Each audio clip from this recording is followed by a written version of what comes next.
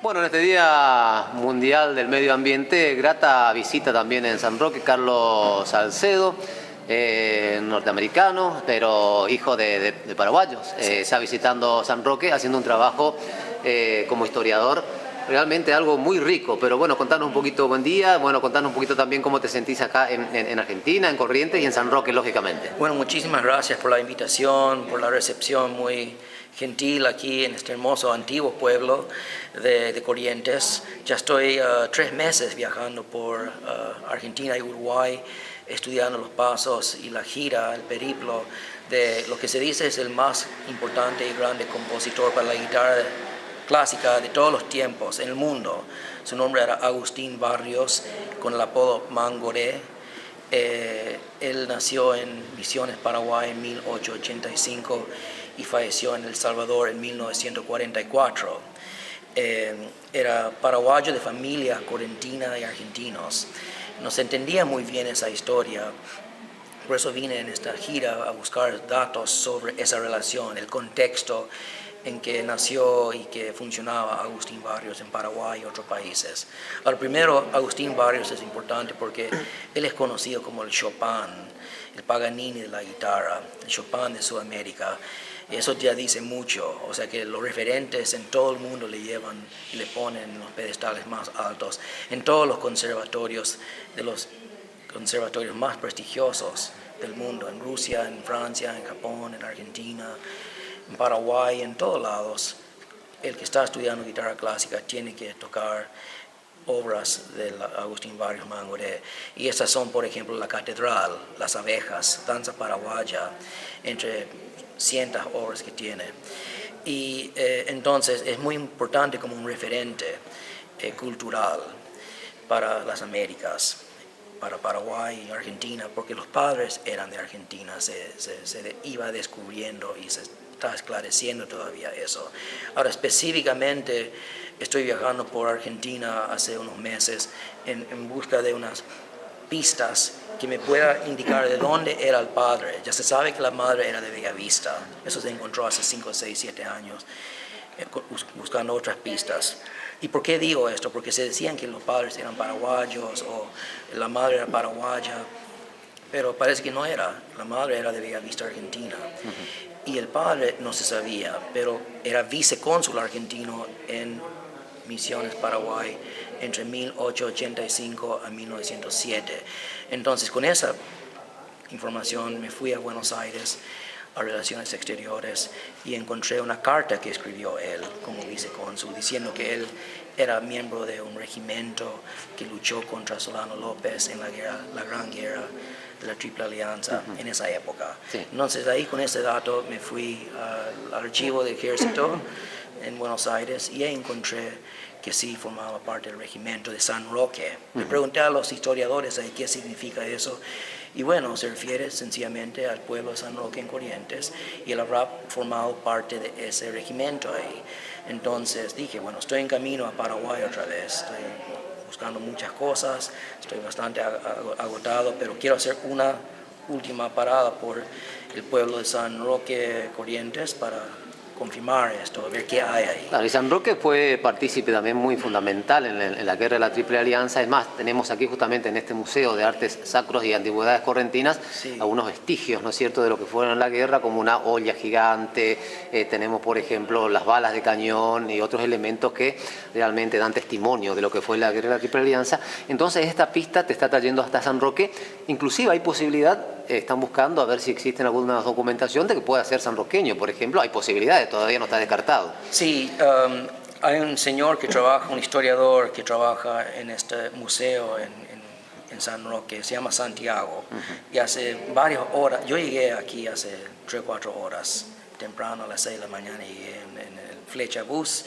y me trajeron aquí muy gentilmente unos señores de la parada de terminal y hablé con Santiago. y Roxana, sí. que Sí, trabajan aquí. sí, Santiago Romero. Me mostraron la olla enorme que se encontró, que es muy impresionante.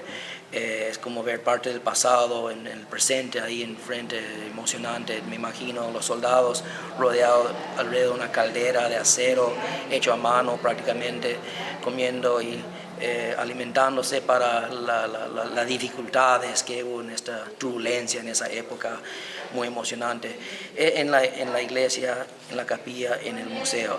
Y también tienen un archivo ahí muy bien organizado que me mostraron Santiago y Roxana, en la que tienen libros también.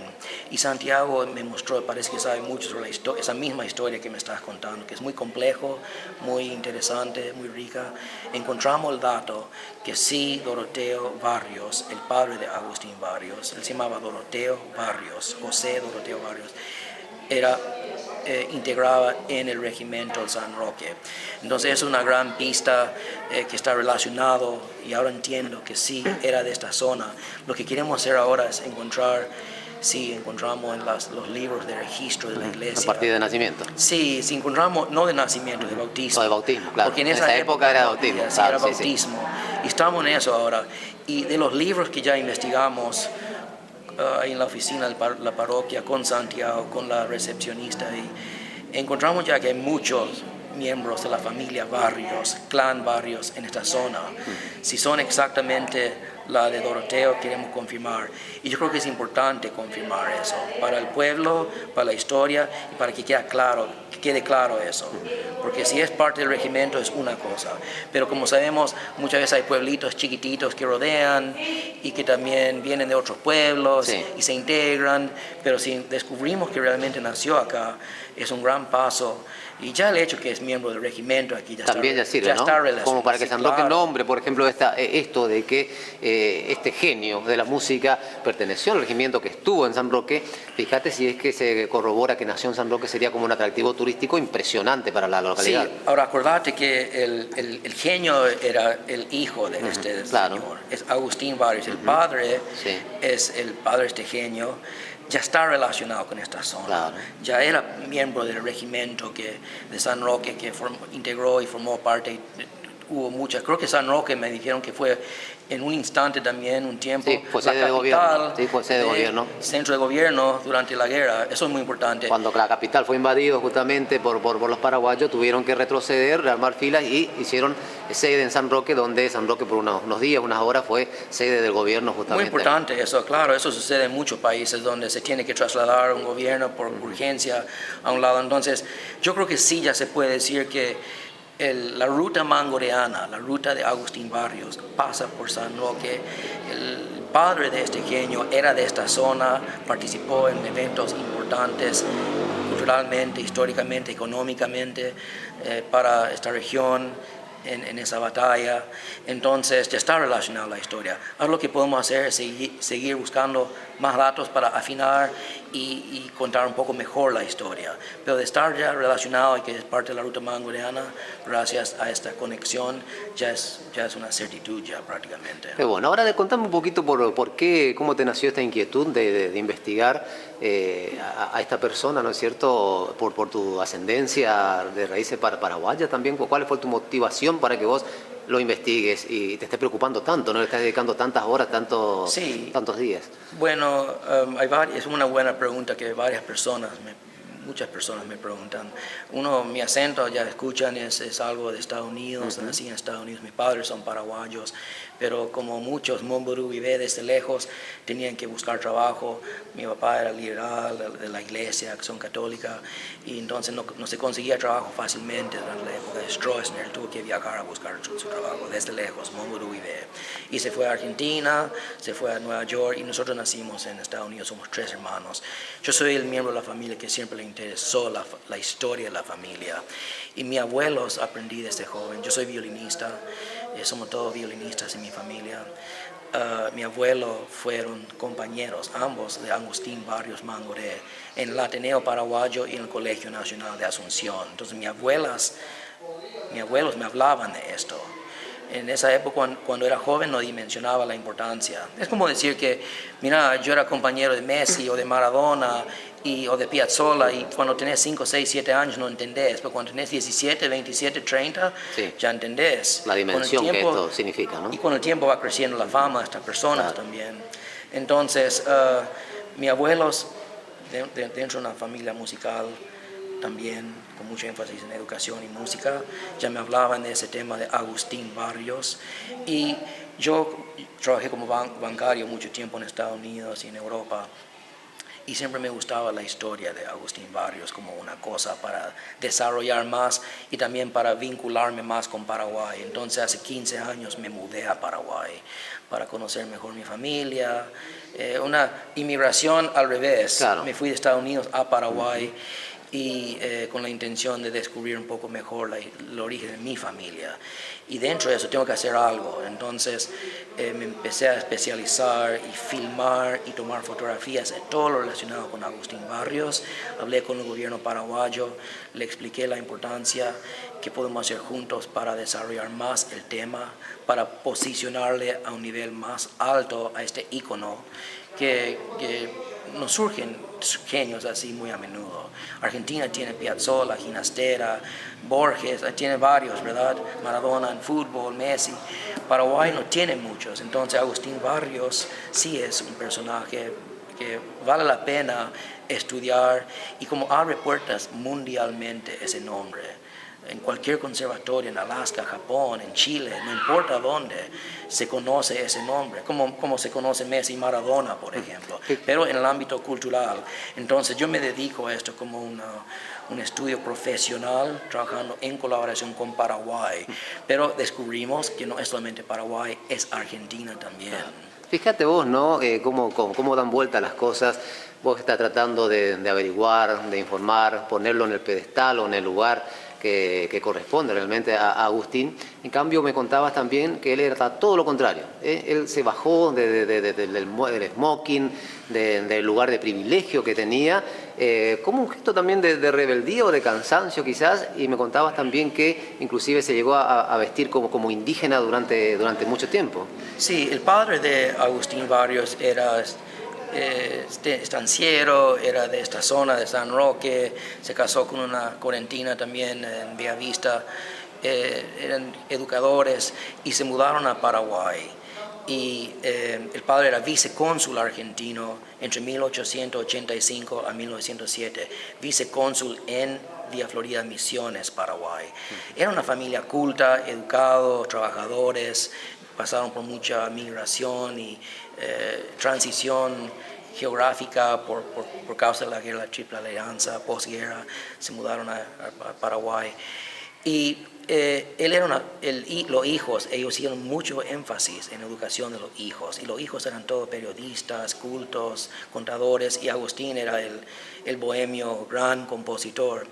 Y él tenía facciones muy regionales de mestizo indígena, se ven sus fotografías, existen. Él hizo tomar muchas fotos, él era un showman, le gustaba hacer presentaciones. Entonces existen las fotografías de cómo era él.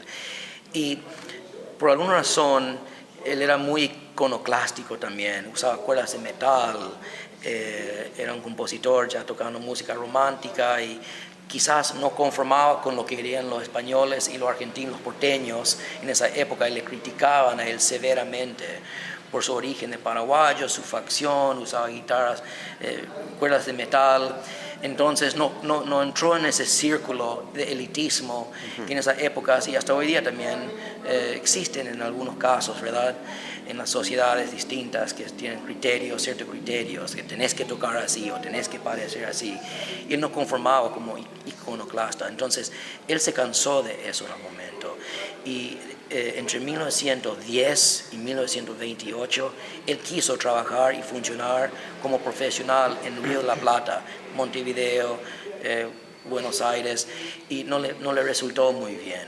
Entonces se cansó de esas épocas, se cansó de ese tratar de hacer las cosas bien, de smoking, presentarse bien, y entre 1929 y 1934, 4 o 5 años, se presentó como Nitsuga Mangoré. Agustín al revés es Nitsuga, Mangoré era un cacique que sí existía de la época de la conquista en Paraguay y creó toda una historia fantástica alrededor de eso. Y se presentaba ante el público entre Brasil, comenzando en Bahía en 1930, hasta México en 1934. 12 países, 4 años como Nitsuga Mangoré, pluma y flecha, semidesnudo en el escenario, pero en los escenarios más importantes. Él podía tocar en una estación de tren, en una peña, en un patio de la casa, pero también como era un genio la guitarra y ya era demostrado su capacidad, él tocaba en las salas más importantes, como en indígena, como Nitsuga Mangoré, haciendo todo un show con frondas y palmeras, imágenes y sombras. Era una cosa increíble. Él era el Marilyn Manson de los años 30. Era una combinación de Jim Morrison y de esas personalidades como Django Reinhardt de Europa, el belga gitano. Él fusionó todo esto. Entonces Latinoamérica tiene una personalidad en la vanguardia ya de presentación. Por eso hizo eso. Después le descubrió su amigo desde infancia, que era el embajador de México en Paraguay, en México, el embajador paraguayo en México en el 34. Le dijo, deja de hacer eso, yo te voy a dar una buena guitarra, vamos a ponerte en traje otra vez y quiero que viaje conmigo a Europa, a Francia, a Bélgica, a Alemania, y que toque allá. Y se fueron y se acabó esa época de Nitsuga Mangoré. Qué bueno, una cosa increíble. Qué linda historia, ¿no? Bueno, por lo que me estás contando también esta deuda, ¿no?, que se está teniendo, bueno, Argentina, Paraguay, Latinoamérica, que se le debe, digo, en este reconocimiento, y ojalá que realmente todo este trabajo y este esfuerzo que vos estás haciendo tenga esa recompensa y se le pongan en el lugar realmente que corresponde, ¿no? Un grande de la música como compositor y ejecutor de su instrumento. Sí, ojalá suceda eso. Yo creo que es un trabajo que Paraguay le debe a Agustín y creo que Argentina está bien posicionado para colaborar en esto por su relación familiar. Agustín estuvo 20 años en Buenos Aires y Montevideo. Esta historia es una historia paraguaya-argentina y se pueden fortalecer estos puentes culturales entre ambos países con esto.